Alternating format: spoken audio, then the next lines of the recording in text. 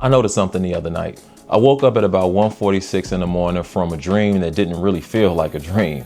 Honestly, it didn't feel like a nightmare either. It felt like someone interrupted my sleep just long enough to make sure that I paid attention. See, the details of the dream don't really matter. What matters is what happened after I woke up. Earlier that day, I had called the nursing facility that my mom stays in. And we hadn't been speaking, if I'm being honest. That wasn't an impulsive decision.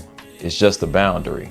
And sometimes protecting your peace means accepting that love and proximity are two different things. So I wasn't calling to talk to her on this particular day. I simply was just calling to check up, just to make sure that she received a package that I had sent. I periodically send her things that I know she needs. So the nurse walked into her room and asked if she wanted to speak with me, without my permission, of course, but still and all, right? Her response, "I'll talk to him later." And something shifted inside of me when she said that. I'll talk to him later. Not because I thought we were about to reconcile, but because for the first time, I heard acceptance. And that's what I've been sitting with ever since that moment.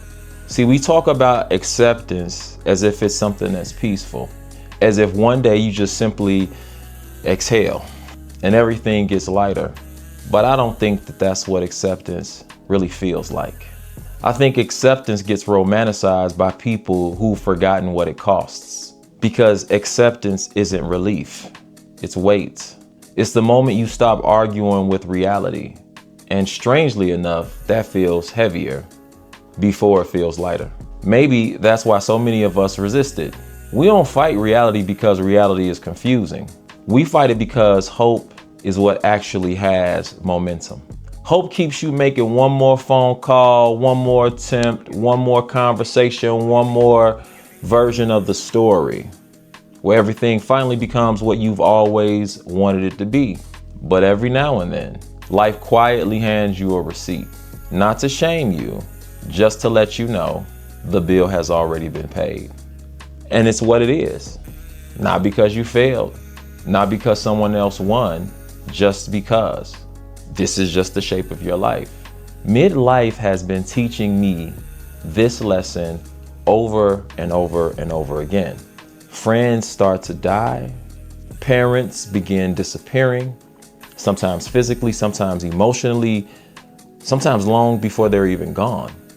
Your attention gets divided between the people that you love, your work, your health, the future that you're still trying to build. Somehow, the world still expects for you to perform at your highest level. People call it a midlife crisis. I'm beginning to think of it as something else. I think it's the season where life slowly removes your ability to negotiate reality. You either accept what is, or you spend the rest of your life trying to renegotiate contracts that expired years ago. And maybe that's why acceptance feels so lonely, because no one else can do it for you. Nobody can accept your childhood. Nobody can accept your family. Nobody can accept your losses. Nobody can accept the version of your life that just never happened. That's your work. I spent a lot of time over the last 7 years inside of organizations. Companies spend millions and millions, probably billions of dollars trying to fix the way people communicate. Families rarely do. We inherit systems that nobody ever stops to repair. And then we're supposed to, I don't know, just continue on with those same systems, keep producing the same outcomes from those same systems. Sometimes acceptance just isn't accepting a person. Sometimes it's accepting the system that they came from and accepting that you may never receive what you deserved from the people who never learned how to give it. Oddly enough, that realization has made me more grateful, not because the pain disappeared, but because I can finally see what remained. A wife who woke up in the middle of the night just to put her arms around me. Children who know a kind of stability that I never knew. A home that's peaceful. A life that, while imperfect, is no longer defined by survival. Acceptance didn't erase my grief. It sharpened my gratitude. Maybe that's the hidden work of acceptance.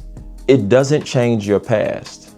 It changes what you're finally able to notice in your present. What reality are you still treating like a battle when it comes to it just actually being an issue of acceptance? And if this story resonates with you, that's why Identity Unframed is here, and that's what Identity Unframed is all about. Every week we explore stories, questions, and experiences that shape who we become.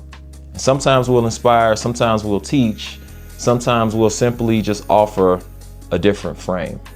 Because when we change the way that we see our lives, we change the way that we live them. So if you like more conversations like this, please subscribe to the channel. Join our newsletter where we continue these conversations beyond YouTube. And this fall, we're relaunching our 500 Leader Challenge, bringing together people who care deeply about leadership, identity, and the systems that shape us. Around on September 24th, I'd also like to invite you to something I'm doing called the listening session in honor of my own dad, as I live my life as a case study, right? And there we'll unpack some stories. We'll be able to get a chance to actually catch up and hopefully rock out a little bit together. But until next Thursday, my favorite day of the week, I'll see you later. Remember that identity is truly the new capital. Talk soon.